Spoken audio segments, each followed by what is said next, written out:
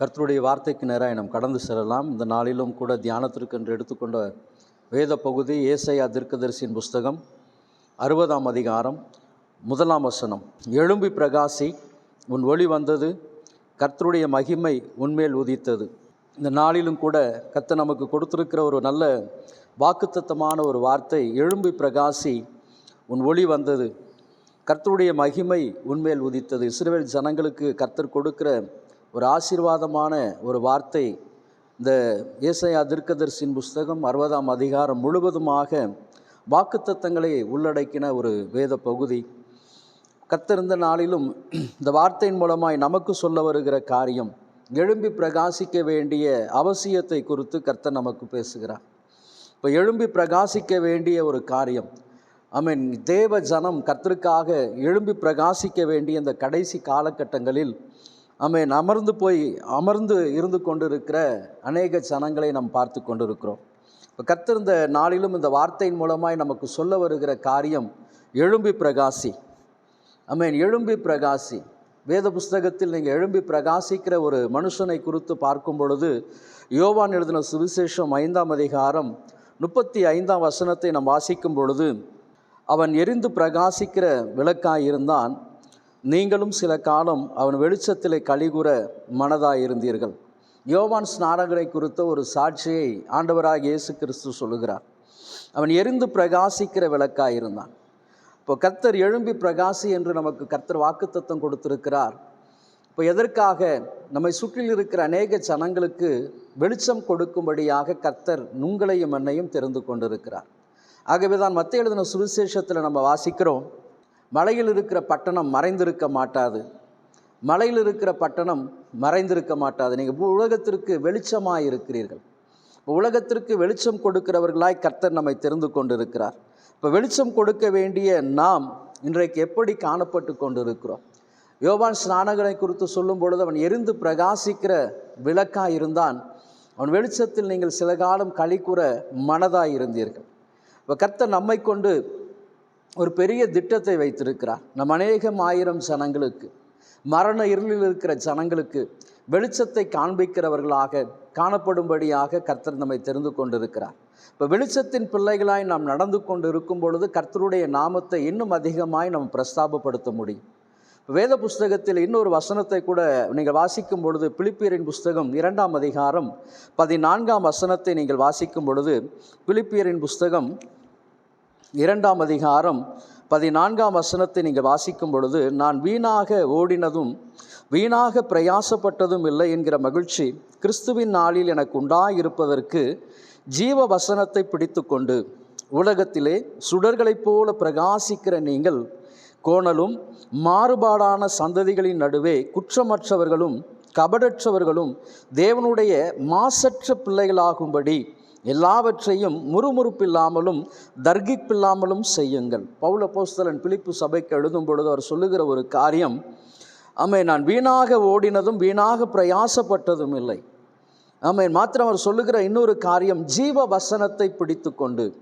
இப்போ ஜீவ வசனத்தை பிடித்து கொண்டு உலகத்திலே சுடர்களைப் போல பிரகாசிக்கிற நீங்கள். அப்போ எரிந்து பிரகாசிக்க வேண்டிய காரியம், நான் எழும்பி பிரகாசிக்க வேண்டும் என்று சொன்னால், ஒரு யோவான் ஸ்நானகன் எரிந்து பிரகாசிக்கிற விளக்காய் காணப்பட்டது போல என் வாழ்க்கையில் நானும் கூட எரிய வேண்டும் என்று சொன்னால், மலையில் இருக்கிற பட்டணமாய் நான் வெளிச்சம் கொடுக்கிறவனாய் காணப்பட வேண்டும் என்று சொன்னால், நான் இந்த ஜீவ வசனத்தை பிடித்து கொண்டு ஆண்டவராகிய இயேசு கிறிஸ்து சொல்லியிருக்கிறதான வார்த்தைகளை என் வாழ்க்கையின் அனுபவத்தில் நான் பிடித்து கொண்டு உலகத்தில் சுடர்களைப் போல பிரகாசிக்கும்படியாக கர்த்தர் தெரிந்து கொண்டிருக்கிறார்.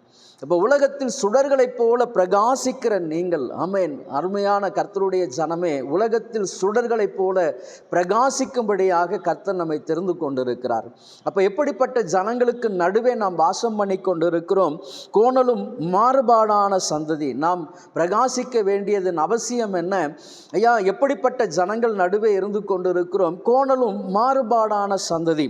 இப்போ இந்த சந்ததியின் நடுவில் நாம் எப்படிப்பட்டவர்களாய் காணப்பட வேண்டும்? குற்றமற்றவர்களும் கபடற்றவர்களும் தேவனுடைய மாசற்ற பிள்ளைகள் பிள்ளைகளாகும்படி. அப்போ குற்றமற்றவர்களாய் கபடற்றவர்களாய் தேவனுடைய மாசற்ற பிள்ளைகளாய் இருக்கும்படி, அப்போ ஜீவ வசனத்தை பிடித்து சுடர்களைப் போல பிரகாசிக்க நான் வேண்டும் என்று சொன்னால் என் வாழ்க்கையில் நான் எப்படிப்பட்ட ஜனங்கள் நடுவே அமர்ந்து கொண்டிருக்கிறேன், கோணலும் மாறுபாடான சந்ததிகள் நடுவே நான் இருந்து கொண்டிருக்கிறேன். அப்போ அப்படிப்பட்ட ஜனங்கள் மத்தியில் இருக்கிற நான் எப்படிப்பட்டவனாய் காணப்படணும்?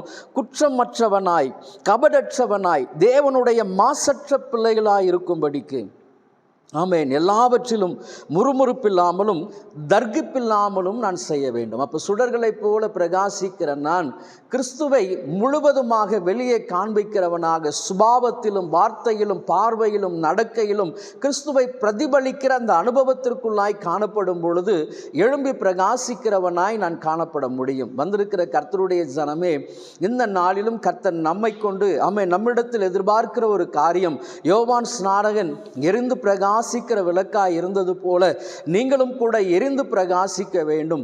எரிந்து பிரகாசிக்கிற அந்த அனுபவத்திற்குள்ளாய் இருக்கும் பொழுது நிச்சயமாய் கர்த்தர் நம்மை எடுத்து பிரகாசிப்பிக்கிற தேவனாய் காணப்படுகிறார். அப்போ அந்த எழுந்து பிரகாசிக்க கூடாதபடி, எழும்பி பிரகாசிக்க கூடாதபடி என்னென்ன காரியங்கள் எல்லாம் நம்முடைய வாழ்க்கையில் காணப்படுகிறது? ஏசாயா தீர்க்கதரிசன புஸ்தகத்தில் 6ஆம் அதிகாரத்தை நாம் வாசிக்கும் பொழுது, 1ஆம் வசனத்தை வாசிக்கும் பொழுது, உசியா ராஜா மரணம் அடைந்த வருஷத்தில் என்று சொல்லப்பட்டிருக்கிறது. உசியா ராஜா மரணம் அடைந்த வருஷத்தில் ஆண்டவர் உயரமும் உன்னதமுமான சிங்காசனத்தின் மேல் வீற்றிருக்க கண்டேன். அவருடைய வஸ்திர தொங்கலால் தேவாலயம் நிறைந்திருந்தது. இந்த 5 அதிகாரங்கள், ஏசாயா தீர்க்கதரிசியின் 5 அதிகாரங்கள், இதற்கு முன்பு இருக்கிற 5 அதிகாரங்களை அவர் வாசிக்கும் பொழுது அவர் எழுதுகிற காரியங்கள் எல்லாம் மற்றவர்களுக்கு ஐயோ அப்படி என்று சொல்லி எழுதுவார். மற்ற காரியங்களை குறித்து அதிகமாய் சொல்லுவார்.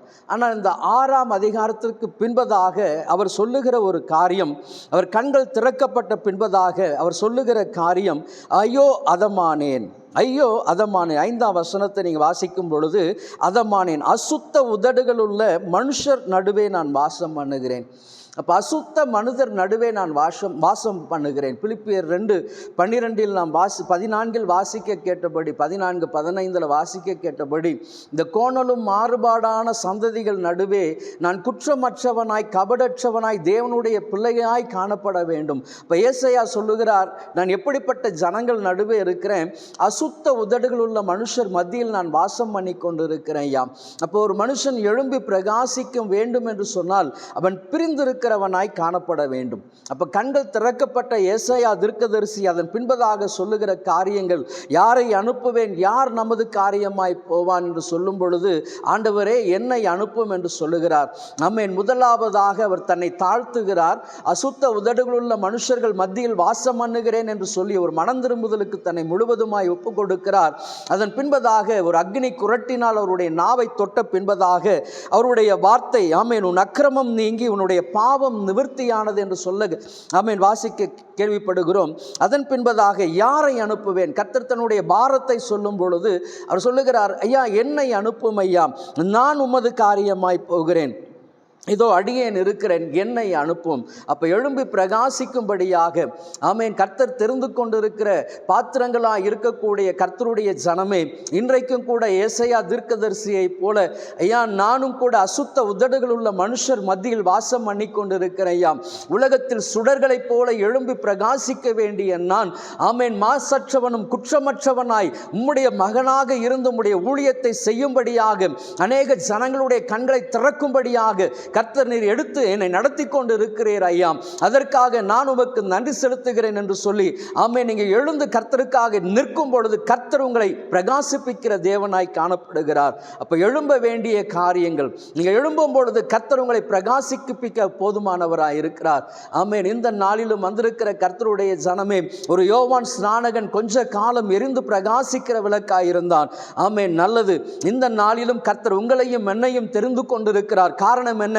நீங்களும் எரிந்து பிரகாசிக்க வேண்டும், இந்த உலகத்தில் சுடர்களைப் போல பிரகாசிக்க வேண்டும். என் ஜனம் ஆயிரம் ஆயிரமாய் அழிந்து கொண்டிருக்கிறார்கள். இந்த ஜனங்களுக்கு ரட்சிப்பின் வழிகளை சொல்லக்கூடிய ஆட்களை கர்த்தர் தேடிக்கொண்டிருக்கிறார். ஆமென். சுவிசேஷத்தை அறிவிக்கக்கூடிய மனிதர்களை கர்த்தர் தேடிக்கொண்டிருக்கிறார்.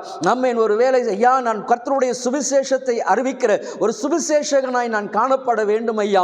கர்த்தருக்கு ஆமென் தகப்பனை வழிகளை ஆயத்தப்படுத்தக்கூடிய ஒரு நல்ல ஒரு ஊழியக்காரனாய், ஒரு கர்த்தருடைய மகனாக, ஒரு தீர்க்கதரிசியாய் ஆமென் நானும் கூட கர்த்தருக்காக பயன்படுத்தப்பட வேண்டிய ஒரு பாத்திரமாய் ஆமென் காணப்பட வேண்டும் என்று சொல்லி நீங்க வாஞ்சிக்கலாம். கர்த்தர் உங்களையும் கூட எடுத்து பயன்படுத்துவார். ஆமென். உங்கள் மீது ஒரு அப்போஸ்தலருடைய அழைப்புகள் இருந்தால் ஆமென் சபைகளை கட்டுவதையும் ஆத்துமாக்களை ஆதாயம் பண்ணுவதையும் அற்புத அடையாளங்கள் மூலமாய் வசனத்தை உறுதிப்படுத்தவும் கர்த்தர் உங்களை எடுத்து பயன்படுத்துவார். காரணம், எழும்பி பிரகாசிக்க வேண்டிய ஒரு காலகட்டத்தில் வாழ்ந்து கொண்டிருக்கிறோம். வந்திருக்கிற கர்த்தருடைய ஜனமே, ஏனோ தானோ என்று அழைக்க ஆமென் வாழ்ந்து விட்டு போவதற்காக அல்ல, கடமைக்காக கடமுறைக்காக கிறிஸ்துவை ஆராதிப்பதற்காக கர்த்தர் உங்களையும் என்னையும் தெரிந்து கொள்ளல.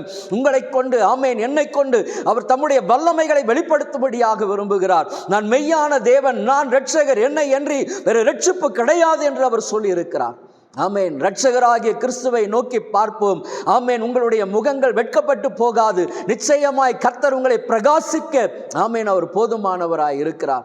ஆமென். நான் கர்த்தருக்காக எழும்பி பிரகாசிக்க வேண்டும். பவுல் அப்போஸ்தலனுடைய வாழ்க்கையில் நீங்க பார்க்கும் பொழுது அவர் எழுதுகிறார், ஐயா நான் இப்பொழுதே பானபலியாக வார்க்கப்பட்டு போகிறேன் ஐயா. ஒரு கிறிஸ்தவ ஆமென் ஊழியக்காரனாய் ஊழியக்காரியாய் கர்த்தர் தெரிந்து கொண்டு இருக்கிறார் என்றால், நான் என்னுடைய சுகபோகமான வாழ்க்கைக்காக அல்ல, ஆமென் பானபலியாய் வார்க்கப்படும்படியாய் மற்றவர்களுடைய ஆசீர்வாதத்திற்கு நான் ஒரு ஊற்றுக்கோலாய் காணப்படணும், முன்றுகோலாய் காணப்படணும் மாத்திரமல்ல, ஆமென் என் வாழ்க்கையை நான் ஆமென் அர்ப்பணிக்க தகனபடியாய் ஒப்பு கொடுக்க நான் அழைக்கப்பட்டிருக்கிறேன் ஐயா. மற்றவர்களுடைய ஆசீர்வாதத்திற்காக தான் கர்த்தர் என்னை வைத்திருக்கிறார் ஐயா. நான் எனக்காக அல்ல, மற்றவர்களுக்காக. உலகத்தில் இன்றைக்கும் குருட்டாட்டத்தோடு கூட வாழ்ந்து கொண்டிருக்கிற அநேகமாயிரம் ஜனங்களுக்காக ஆமென் நான் என்னை பானபலியாக வார்க்க ஒப்பு கொடுக்கிறேன் ஐயா. என் குடும்பத்திற்கு ஆசீர்வாதம் ஐயா, நான் என்னை சுற்றி இருக்கிறவர்களுக்கு ஆசீர்வாதம் ஐயா, நான் என்னுடைய சார்ந்தவர்களுக்கு ஆசீர்வாதம் இல்லை. ஆமென். இன்னும் உலகத்தில் ஆயிரம் ஆயிரமான ஜனங்கள் உண்டு.